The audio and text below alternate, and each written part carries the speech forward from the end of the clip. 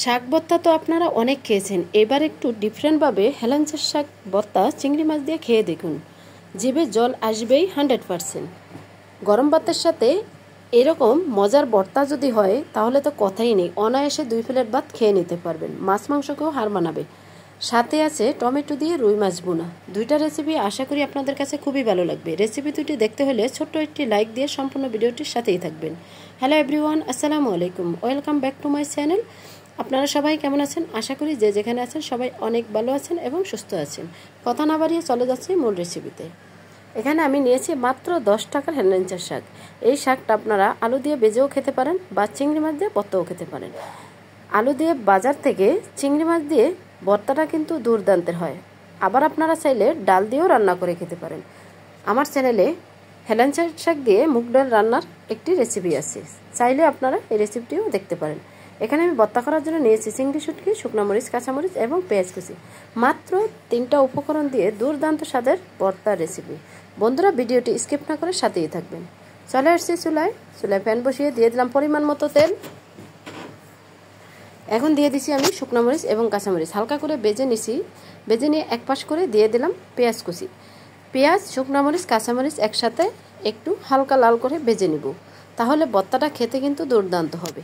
ভর্তা তো আমরা অনেকেই পছন্দ করি, কিন্তু অনেকে অনেক রকম করেই খেয়ে থাকেন, কিন্তু আমি যেভাবে আজকে ভর্তাটা করছি একবার হলেও ট্রাই করবেন, মাছ মাংসকেও হার মানাবে। পেঁয়াজ মরিচ হালকা লাল করে ভেজে নিছি, এখন আমি বাটনাতে তুলে নিলাম। এই পর্যায়ে আমি দিয়ে দিচ্ছি চিংড়ি শুটকি। আর এই চিংড়ি শুটকিগুলো আমার হাতে করা, কিন্তু হাতে করা চিংড়ি শুটকির ফ্লেভারটা খুব সুন্দর হয়। আপনারা যার যেরকম পছন্দ সে সেইভাবে চিংড়ি মাছ দিয়েও ভর্তাটা বানিয়ে নিতে পারেন। তা চিংড়ি মাছগুলো আমি তেল ছাড়া ভেজে নিছি। চিংড়ি মাছগুলো তুলে নিলাম বাটনাতে। এখন ওই প্যানের ভিতরে দিয়ে দিলাম শাকগুলো বাছতে কোনো প্রকারের তেল প্রয়োজন নেই। আর তেল দিয়ে শাক ভেজে ভর্তা করলে সেই শাক ভর্তাটা খেতে একদমই ভালো লাগে না, তেল তেল লাগে।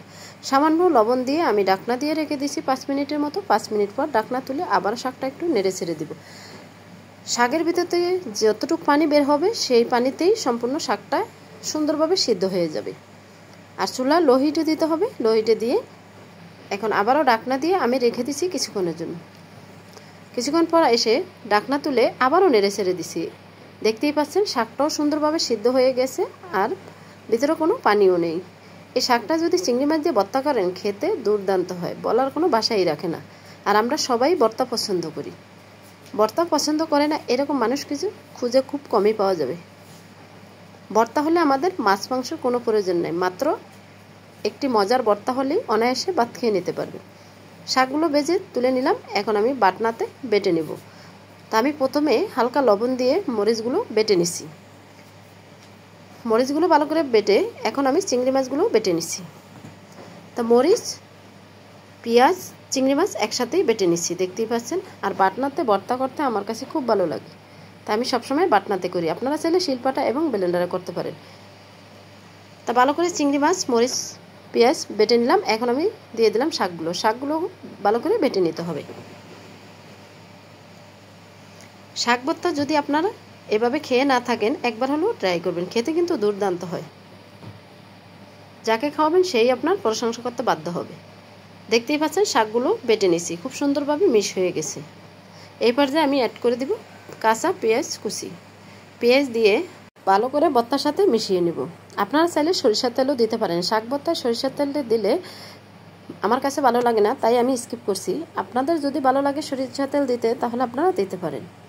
হালকা একটু লবণ কম হয়েছে মনে হচ্ছে, তাই একটু লবণ দিয়ে ভালো করে মিশিয়ে একটা প্লেটে পরিবেশন করে নিচ্ছি। দেখতেই পাচ্ছেন কতটা লোভনীয় হয়েছে, মাত্র 10 টাকার শাক দিয়ে লোভনীয় ভর্তা।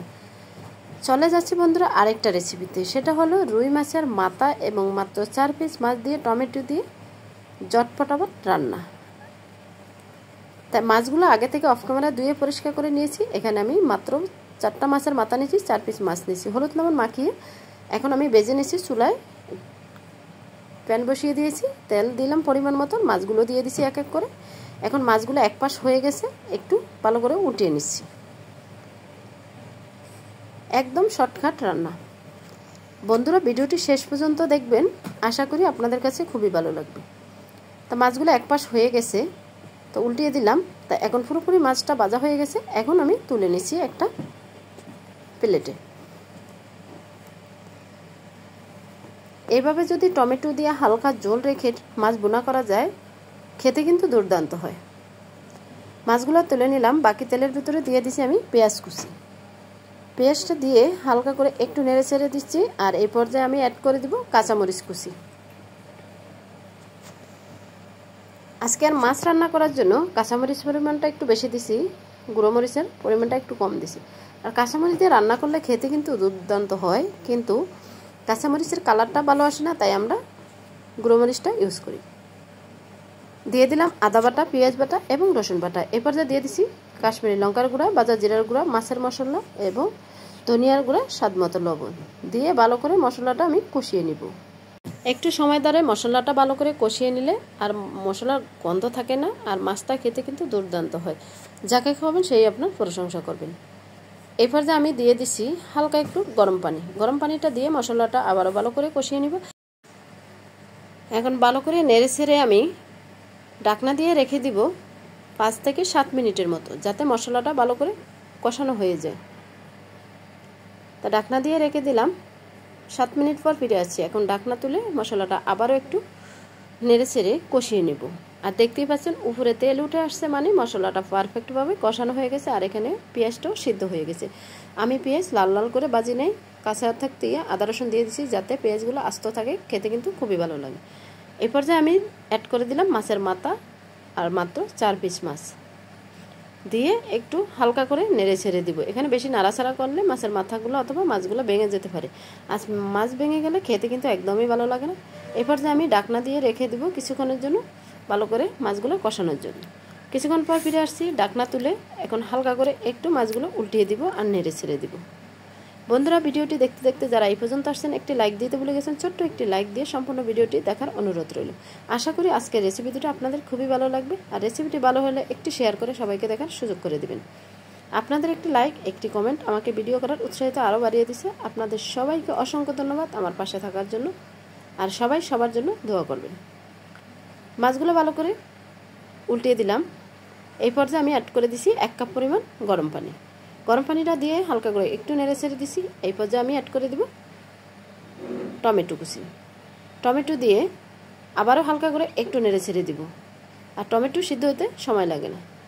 এখন টমেটো দিয়ে ঢাকনা দিয়ে রেখে দিব জাস্ট কিছুক্ষণের জন্য। কিছুক্ষণ পর ফিরে আসছি ঢাকনা তুলে। দেখতেই পাচ্ছেন মাশাআল্লাহ কতটা লোভনীয় হয়েছে আজকে টমেটো দিয়ে রুই মাছ রান্না। তো টমেটোগুলোও সিদ্ধ হয়ে গেছে। এরপর যে আমি অ্যাড করে দিছি ধনেপাতা কুচি দিয়ে হালকা করে আবারও একটু নেড়ে ছেড়ে দিব। বেশি নাড়াচাড়া করলে ভেঙে যেতে পারে। তো মাছ রান্না কমপ্লিট হয়ে গেছে। এখন পরিবেশন করে দেখিয়ে দিছি কতটা লোভনীয় হয়েছে টমেটো দিয়ে রুই মাছের রান্না। হালকা ঝোল রেখেছি, দেখেই বুঝতে পারছেন। গরম ভাতের সাথে এরকম রুই মাছ আর সাথে যদি ভর্তা থাকে তাহলে তার কথাই নেই। বন্ধুরা, আজকের মতো এখানেই বিদায় নিব। আবারও দেখা হবে নেক্সট কোনো ভিডিওতে। ততক্ষণ আপনারা সবাই ভালো থাকবেন, সুস্থ থাকবেন, নিজের খেয়াল রাখবেন, পরিবারের খেয়াল রাখবেন। সবাই সবার জন্য দোয়া করবেন। আসসালামু আলাইকুম রহমতুল্লাহ। আল্লাহ হাফেজ।